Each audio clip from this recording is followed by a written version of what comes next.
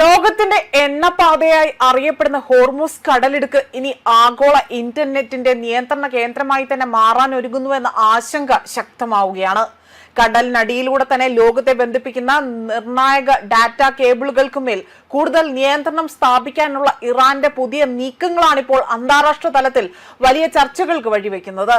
ലോകത്തിന്റെ സാമ്പത്തിക ഇടപാടുകൾ, ബാങ്കിംഗ് ശൃംഖലകൾ, ആഗോള ഇന്റർനെറ്റ് ട്രാഫിക്, സൈനിക ആശയവിനിമയങ്ങൾ ഇതെല്ലാം തന്നെ വൻതോതിൽ ആശ്രയിക്കുന്നത് സമുദ്ര അതിർത്തിയിലുള്ള കടന്നുപോകുന്ന ഈ ഒരു ഡാറ്റ കേബിളിനെയാണ് എന്നതാണ് വസ്തുത. അതുകൊണ്ട് തന്നെ ഹോർമുസ് കടലിടുക്കിലെ നിയന്ത്രണം ഇനി എണ്ണ വ്യാപാരത്തെ മാത്രം ബാധിക്കുന്നതായിരിക്കത്തില്ല. ആഗോള ഡിജിറ്റൽ സമ്പദ് വ്യവസ്ഥയെയും ഇന്റർനെറ്റ് സുരക്ഷയെയും നേരിട്ട് ബാധിക്കാവുന്ന വിഷയമായി തന്നെ മാറുകയാണ്. പശ്ചിമേഷ്യയിലെ നിലവിലെ സംഘർഷാവസ്ഥയ്ക്കിടെ തന്നെ ഇറാൻ ഇത്തരം നീക്കങ്ങൾ ശക്തമാക്കുന്നതായി തന്നെ പുറത്തുവരുന്ന റിപ്പോർട്ടുകൾ ഇവിടെ സൂചിപ്പിക്കുകയാണ്. മാത്രമല്ല, അമേരിക്കയും യൂറോപ്യൻ രാജ്യങ്ങളും ഇത് കൂടുതൽ ആശങ്കപ്പെടുത്തുന്നതാണ് എന്നതാണ് വസ്തുത. സാങ്കേതിക വിദഗ്ധരുടെ വിലയിരുത്തൽ പ്രകാരം അവിടെ സമുദ്ര അതിർത്തികളിലെ ഡാറ്റ കേബിളുകൾക്ക് മേൽ നിയന്ത്രണം ശക്തിപ്പെടുത്തുന്നത് ഭാവിയിൽ ഡിജിറ്റൽ ജിയോ പൊളിറ്റിക്കൽ ആയുധമായി തന്നെ പോലും മറികടക്കുന്നതിന് ഇടയാക്കുമെന്ന മുന്നറിയിപ്പാണ് നൽകിയിരിക്കുന്നത്. ഇറാനിലെ ഇസ്ലാമിക് റവല്യൂഷണറി ഗാർഡ് കോപ്സുമായി തന്നെ ബന്ധപ്പെട്ടുകൊണ്ടുള്ള മാധ്യമങ്ങളാണ് ഈ പുതിയ നീക്കം മുന്നോട്ട് വെച്ചിരിക്കുന്നതായി തന്നെ റിപ്പോർട്ട് ചെയ്തിരിക്കുന്നത്.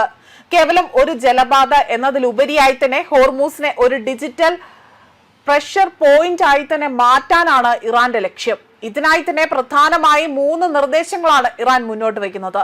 ഹോർമൂസ് കടലിടുക്കിലൂടെ കടന്നു പോകുന്ന കേബിളുകൾക്ക് ഇറാൻ സർക്കാരിൽ നിന്ന് പ്രത്യേക അനുമതി വാങ്ങുകയും നിശ്ചിത തുക ടോളായി തന്നെ നൽകുകയും വേണം.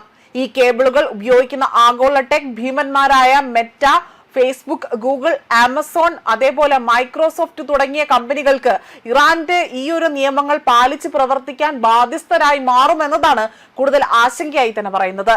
കടലിനടിയിലെ കേബിളുകളുടെ അറ്റകുറ്റപ്പണികളും പ്ലാന്റിലെയും മറ്റും ഇറാനിയൻ കമ്പനികൾക്ക് മാത്രമായി തന്നെ പരിമിതപ്പെടുത്തുമെന്നതാണ് നിർദ്ദേശം ലഭിച്ചിരിക്കുന്നത്.